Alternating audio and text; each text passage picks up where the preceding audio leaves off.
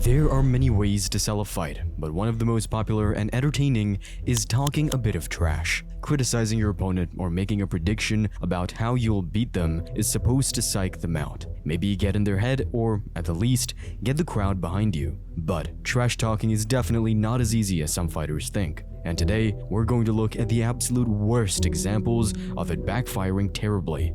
These are the worst trash talking moments in MMA history. The Ultimate Fighter has been around for a long time, and not too long ago, it was the go-to show for MMA fans looking for entertainment. With fighters living and competing in close quarters, every season of The Ultimate Fighter comes with its share of trash talk. But when Team USA faced off against Team Europe, you knew things were bound to get lost in translation. The trash talk kicked off and quickly started to escalate. You've never touched that belt in your life. I always fell short. I'd whoop the Tuies at the same time. At the height of the McGregor era, there was almost nothing Conor wouldn't say, and few were better at getting under people's skin. Put someone as hot-headed as Cody Garbrandt near him, and chaos was pretty much guaranteed. What, you gonna do something about it? What you gonna do? I'll do something about it. Well, do something then. Amid all the chaos, David Teymur tried to threaten Cody, but delivered a line so unexpected it had everyone laughing and actually eased the tension. Take care of your underwears. I'm gonna you, man. What he'd said was just too hilarious not to laugh at. Cody Garbrandt just looked super confused, not insulted, and it backfired in every way possible and is now one of those funny memes everyone remembers, instead of an insult. Sometimes you can mean something and it just completely comes out the wrong way, and boy didn't Kamaru Usman find that out the hard way at a UFC press conference. During Tyron Woodley's reign as a welterweight king, there were very few contenders fans thought could beat him, especially after putting a clinic on Brit superstar Darren Till. Despite a few lackluster, boring performances from T-Wood, he was generally quite respected by everyone at the time. But when he found himself on stage with the new #1 contender Kamaru Usman, he made sure to let him know that it's time for some fresh blood to take over the division. Can't nobody dig as hard as I can dig. So you know what, T-Wood? I want you to bring your best game. Who have you dug against? Who has you fought? It doesn't matter. Kamaru had a lot to say. He looked like a killer and was extremely confident in his chances, but just when fans started to actually clock in, he started to lose himself a bit. You hit me, I'm still coming. And I'm coming all night long, T-Wood. Please don't back up. Brother. Don't back up, my man. Don't back up. I mean, John Jones's face says it all, really. I mean, he even laughed at himself because he knew it had totally come out the wrong way. There's nothing wrong with hyping up your fight, but certain lines shouldn't be crossed, and Colby Covington learned that the hard way. If you know anything about Colby Covington, it's no secret that he loves to trash talk, and over the years, he's said some outrageous things. Dustin, you're a fucking coward. Your wife's a hoe, and she has fake tits on her chest, and you're a piece of shit father. According to Colby, he turned heel midway through his career, and if his story is to be believed, he had a good reason for it. I was already on my 3rd UFC contract, and they weren't ever up in my contract. Like, they were just saying, oh, you're just gonna go up, you know, to this contract. There's no negotiation period. You're just gonna take what we give you because we don't like you. You're not a character. None of the fans care about your fighting style. No one cares about your personality. So I knew I had to make a change. I had to do something that was gonna get the fans involved, make it a circus, you know, because this is the circus business, you know. Even though most people knew he was playing a character, they still tuned in whenever he had a mic for his over-the-line comments. Just make sure you show up, bitch. I lived in Maritz's house. I didn't live in your house, bitch. Maritza paid the motherfucking bills. My house. Your children. Yeah, that's a good one. Forget about your children, you deadbeat motherfucking dad. You a deadbeat. Maritza paid for our fucking shit. You're a handout little bitch. You took rich. GVP loan. You took fucking Obama phone. Hey, you still got your Obama phone? You still got your Obama phone? I had an Obama phone. Yeah, you fucking did, you lying ass piece of shit. You're a lying ass piece of shit, bitch. Turning heel and, of course, winning inside the octagon earned him plenty of fans over the years. But toward the end of his UFC run, the act began to wear thin, and people seemed to grow tired of the gimmick. No one gives a about that. They came to see me, and that's it. I'm the A side of this fight. Ultimately, what initially drew people to him ended up turning them against him. The final straw came during the UFC 296 press conference when he made controversial remarks about Leon Edwards' late father. Saturday night, I'm gonna bring you to a place you never want to be. I'm gonna bring you to 7th layer hell. Okay. No, I'm bringing you to 7th layer hell. We'll say what's up to your dad while we're there. Oh! The line between acceptable trash talk and going too far varies depending on who you ask, but most would agree that family should always be off limits. Colby went on to lose the fight 49-46, marking the lousiest performance of his career, which just dragged more people away from the Covington fan base. Colby, coming into this fight, what we had thought that you had an advantage was your pace. And speaking of wrestlers trying to hype up the crowd with their words, here's a perfect example of what not to say, especially if you're the champion. After putting on a solid performance against Britain's finest in London at UFC 304, Belal Muhammad finally captured the UFC belt that had long been denied to him. He was riding a 9-fight win streak but hadn't earned a title shot sooner due to lackluster performances and a struggle to gain attention. The irony behind all of this was his nickname, Remember the Name, yet few even knew who he was. We also have AC Barber, UFC Managed Experience underneath the Monster Energy tent. Oh, you got it? Thanks. Even while holding the belt, UFC security didn't recognize him and stopped him from entering the cage to promote his own fight. Oh, he's right there.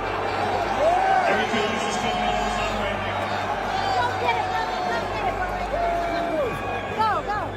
What's up? Security doesn't know he's the champion.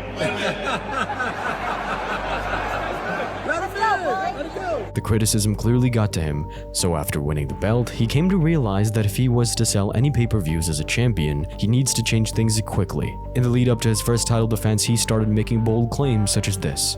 I'm gonna go in there, I'm gonna outbox Jack, I'm not gonna shoot one takedown, and I'm gonna show him the meaning of Canelo hands. I'm gonna show the UFC fighters, the fans, that I'm the best boxer in the UFC, the best boxer in the welterweight division.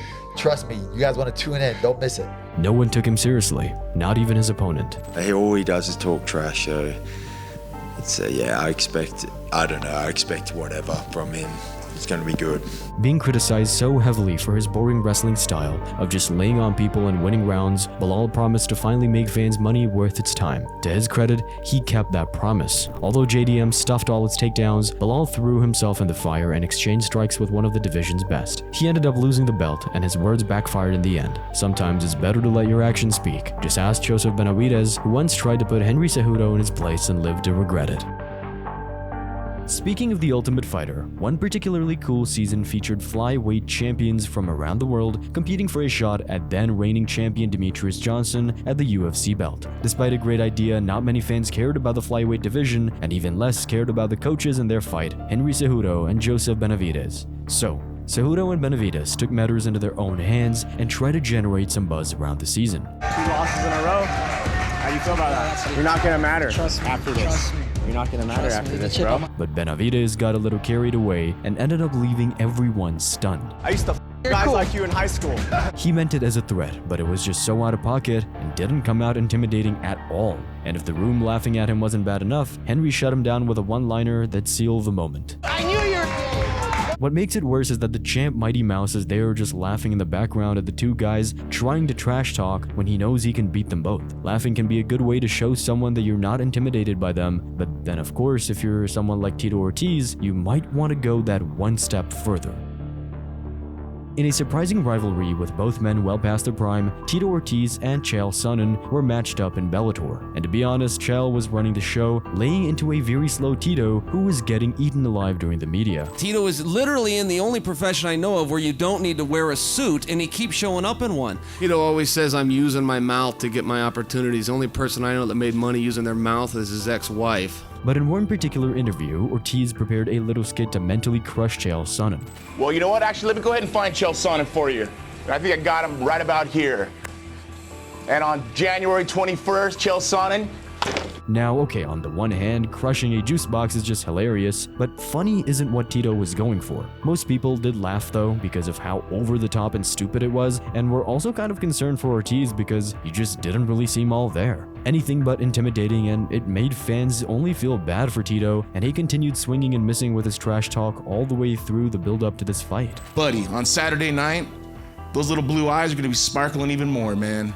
Just wait and watch. Sorry, Tito. What were you trying to say? Still, back in the day, it was actually Tito Ortiz that was the one laughing at the ridiculous stuff some of his opponents would come out with, especially when they used to be a pro wrestler. Most of the old school fans will know that the MMA legend Ken Shamrock also spent several years wrestling in the WWE. He's been insulted by Bulldog and after appearing in the early UFCs, he transitioned to pro wrestling and became quite a big star. Problem was, when he came back to actual sports competition and MMA, he carried a lot of that macho man persona with him. But he popped the cork last night. But back in the UFC, he was a lot older and, well, not as good of a fighter as he used to be. His attempts to talk tough like he would in the WWE just ended up making a lot of people, including his opponents, laugh.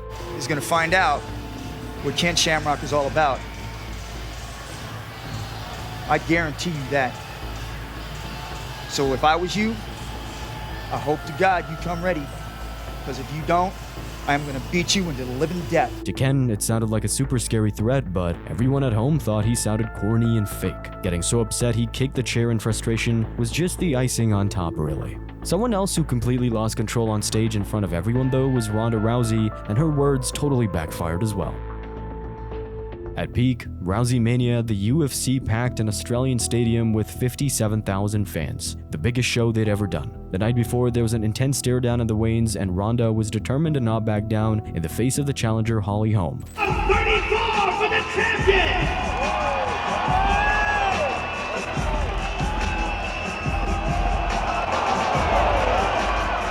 Ronda tried to intimidate her, but Holm didn't back down, and when that didn't work, what she said afterwards on the mic also just fell super short. She's the one that put the fist on my face. I didn't touch her. She's the one that touched me, and I told her that fake sweet act is, I see right through it.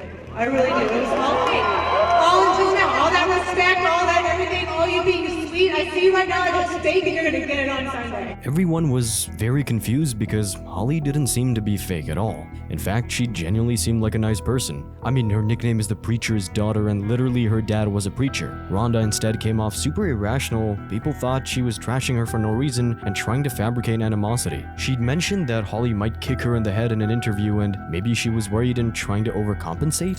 She's the type of fighter that you have to be very, very patient with. I feel like she's going to try and keep distance and keep far away from me and get me frustrated, and to a point I'll make a mistake and she can try and kick me in the head. The top comments on the weigh-in said Ronda was mentally disturbed, and eventually she got KO'd as well, meaning this one backfired in every way possible. Someone who was actually trying to mentally disturb his opponent, Josh Koscheck, I think also ended up psyching himself out. It's the only excuse for what came out of his mouth.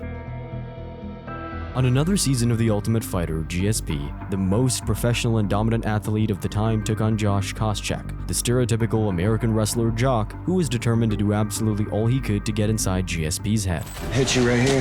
No problem. Let's see it. Right on there. Yeah. Good luck with that. Josh was pretty much prepared to say anything, and the more frustrated he got, the more nonsense he was talking. I mean, how do you explain this? I'm gonna run over there and probably just, get in George's face and motorboat his ass. Hopefully not something he actually wanted to do to GSP, and I think he meant it in another way, but everyone memed him for years because of this. Josh had basically tried all season to get into GSP's head and intimidate him, but he just came across as an asshole, and by the time the show ended, his trash-talking attempts just had people laughing at him instead. One fighter that nobody dared laugh at, though, was the guy called the Axe Murderer. For the best part of 5 years, Wanderlei Silva was looked at as the scariest guy on the planet in MMA. He was defending the middleweight title in Pride and finishing everybody and at the same time in the UFC. But the Iceman Chuck Liddell was doing that as well. Chuck Liddell was so fucking terrifying. Yeah. He was this do or die berserker. The fans always wanted to see them fight, and although they almost did in 2003, it wasn't until years later that Pride, the organization, folded, and Wanderlei Silva was finally coming to the UFC, and he was finally going to call out Liddell. Problem is, though, he absolutely screwed it up. My job is a fight with the best fights in the world. For this, I'm coming here tonight, because I want to fight with Chuck. Obviously, saying you want to F someone instead of fighting them means a totally different thing. And of course, what made it worse was that the fans had waited 5 years for this moment, only to hear Wanderlei say that on the mic. Most fans found the slip hilarious, and instead of being intimidating, it probably took some of the fear out of being called out by the Axe Murderer. If you can channel a warrior like Wanderlei, your trash talk might actually work, but try to channel a samurai and it could easily backfire.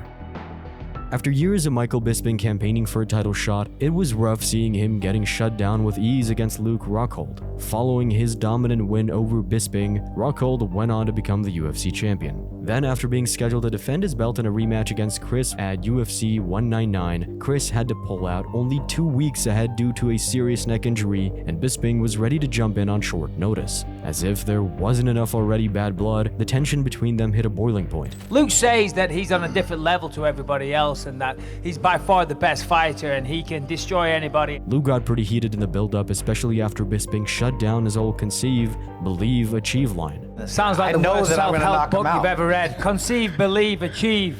Shut the fuck up. Mike kept pushing his buttons and it had Luke trash-talking, but it just came off super egotistical against Bisping.